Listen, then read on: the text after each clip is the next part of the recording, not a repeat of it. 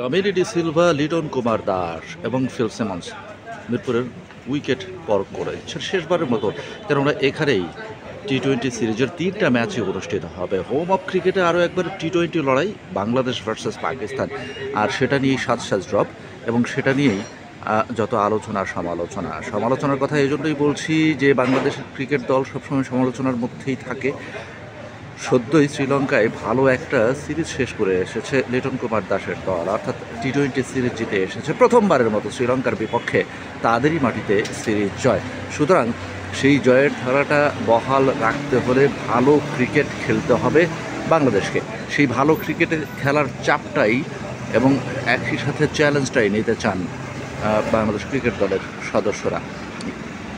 তেমনটাই বলে গেলেন প্রেস কনফারেন্সে অন্তত লিটন কুমার দাস। আমরা যেটা দেখতে পাচ্ছি, বাংলাদেশ দলের ক্রিকেটাররা তারা এই মুহূর্তে মাঠে প্রবেশ করছে। শাক মেহেদী এবং রিশাদ হোসেন, বাংলাদেশের দুই স্পেন সেনসেশন, তাদের হাতে তাদের কাঁধে অনেকটাই দায়িত্ব থাকবে বাংলাদেশ দলকে একটা জায়গায় নিয়ে যাওয়ার বল হাতে।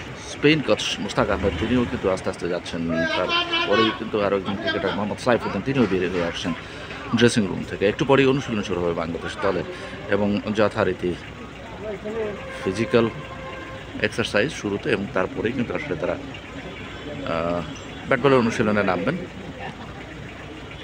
ওইদিকে নেটও কিন্তু সেট করা হয়েছে, অর্থাৎ সেন্ট্রাল উইকেটেই অনুশীলন হবে, সে ব্যাপারে আসলে কোনো সন্দেহ নেই। উইকেট পর করেই যাচ্ছেন লিটন কুমার দাস, ফিল সিমন্স এবং সাথে রয়েছেন the great Kamini D Silva, Bangladesh cricket board বিসিবির হাই ভোল্টেজ কিউরেটর। ছোট একটা কনভারসেশন মুশতাক আহমেদের সাথে, ওখানে শরীফুলকেও কিন্তু আমরা দেখতে পাচ্ছি। এছাড়া মুশতাক আহমেদের বাকি দুই শিষ্য, স্পিড শিষ্য শাক মেহেদী এবং রিশাদ হোসেনও কিন্তু রয়েছেন, তারা এই মুহূর্তে স্ট্রেচিং করছেন মাঠে।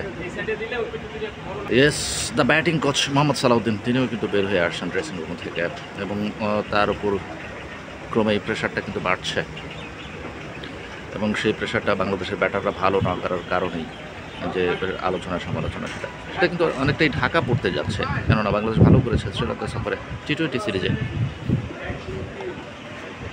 অবশেষে উইকেট পরক শেষে ফিরে আসছেন লিটন কুমার দাস, বাংলাদেশ দলের অধিনায়ক। কিছুক্ষণ আগে তিনি সংবাদ সম্মেলন করেছেন এবং সেখানে তিনি বলেছেন যে ভালো ক্রিকেট খেলতে হবে, ভালো ক্রিকেট খেলার কোনো বিকল্প নেই, এই সিরিজটা অন্তত নিজেদের করে নিতে হলে, অর্থাৎ সিরিজ জিততে হলে। সুতরাং ম্যাচ বাই ম্যাচ আগানোর পরিকল্পনা, সেই পরিকল্পনায় তার যে শিষ্যগুলো থাকবেন তারা কিন্তু এক এক করে আসলে অনুশীলনের জন্য বের হয়ে আসছেন। লিটন কুমার দাসকে আমরা দেখতে পাচ্ছি এই মুহূর্তে এবং রাত প্রহরেই ম্যাচ, সুতরাং সেভাবেই তারাও প্রস্তুতি নিচ্ছেন।